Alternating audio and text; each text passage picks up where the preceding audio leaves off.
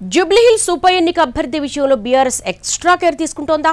రాజకీయాలకు పూర్తిగా కొత్తైన మాగంటి గోపీనాథ్ భార్యను సుశిక్షితురాలుగా తీర్చిదిద్దే ప్రోగ్రాం నడుస్తోందా?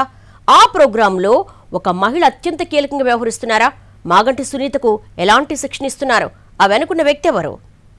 మాగంటి గోపీనాథ్ అకాల మరణంతో ఖాళీ అయిన జూబ్లీహిల్స్లో జెండా పాతేందుకు ప్రధాన పార్టీలన్నీ వ్యూహరచనలో మునిగిపోయాయి. సిట్టింగ్ సీట్ను నిలబెట్టుకోవాలని బీఆర్ఎస్ పట్టుదలతో ఉంటే మహానగరంలో పాగా వేసేందుకు అధికార కాంగ్రెస్ తహతహలాడేస్తోంది.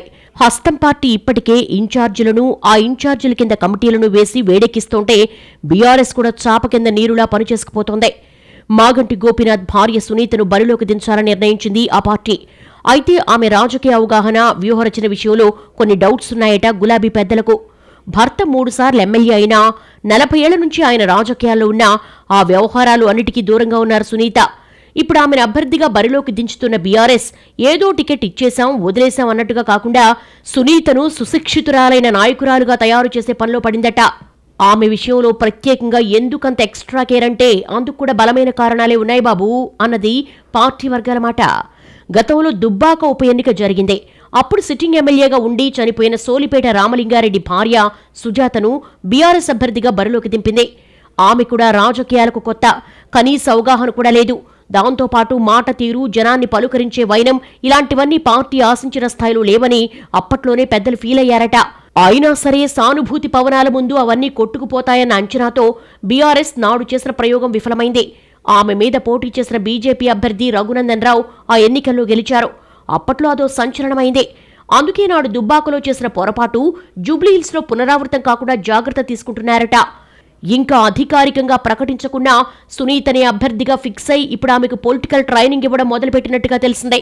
ఎదుటి వాళ్లతో ఎలా మాట్లాడాలి, ఏ సందర్భంలో ఎలా రియాక్ట్ అవ్వాలి, పొలిటికల్ పంచులు ఎలా పేల్చాలి ఇలాంటి అంశాలతో పాటు ప్రజా జీవితంలో ఉన్నప్పుడు కట్టుబొట్టు ఎలా ఉండాలన్న విషయంలో కూడా శ్రద్ధ తీసుకుంటూ శిక్షణ ఇప్పిస్తోందట గులాబీ అధిష్టానం. ఇందుకోసం ప్రత్యేకంగా ఎంపిక చేసిన ట్రైనర్లను రంగంలోకి దింపినట్టుగా తెలిసిందే. ఉప ఎన్నిక షెడ్యూల్ రావడానికి ముందే సునీతను సుశిక్షితురాలుగా తయారు చేసి ప్రచార బరిలో నిలపాలన్నదే బీఆర్ఎస్ ప్లాన్. దాన్ని పక్కాగా వర్కౌట్ చేసే బాధ్యతను పార్టీ కీలక నాయకత్వమే ఎప్పటికప్పుడు ఫాలోఅప్ చేస్తోందట. సునీతతో పాటు ఆమె 2 కూతుళ్లు కూడా ఇప్పుడు నియోజకవర్గంలో జరిగే ముఖ్యమైన కార్యక్రమాలకు హాజరవుతున్నారు. ఇది కూడా ఆమెకు కలిసొచ్చేలా చేస్తున్నారట ట్రైనర్లు. సునీత జనంలోకి వెళ్లే సమయంలో వీడియోలు తీసి వాటిని విశ్లేషిస్తున్నారట. జూబ్లీహిల్స్ అంటే ఎక్కువ భాగం చదువుకున్న వాళ్ళు ఉండే నియోజకవర్గం. ఇక్కడ ఏ చిన్న తేడా కొట్టినా అసలుకే ఎసరొస్తుంది. అందుకే దుబ్బాక బ్యాడ్ ఎక్స్పీరియన్స్ రిపీట్ కాకుండా ఉండేందుకు మాగంటి సునీతకు బీఆర్ఎస్ ట్రైనింగ్ సెషన్ పెట్టి మరీ సిద్ధం చేస్తోందట. ఈ మొత్తం ఎపిసోడ్లో ఓ టీచర్ కీలకంగా వ్యవహరిస్తున్నట్టు చెప్తున్నాయి బీఆర్ఎస్ వర్గాలు. ఈ ట్రైనింగ్ సెషన్ గురించి తెలుసుకున్న చాలా మంది ఇప్పుడు ఆసక్తిగా గమనిస్తున్నారు.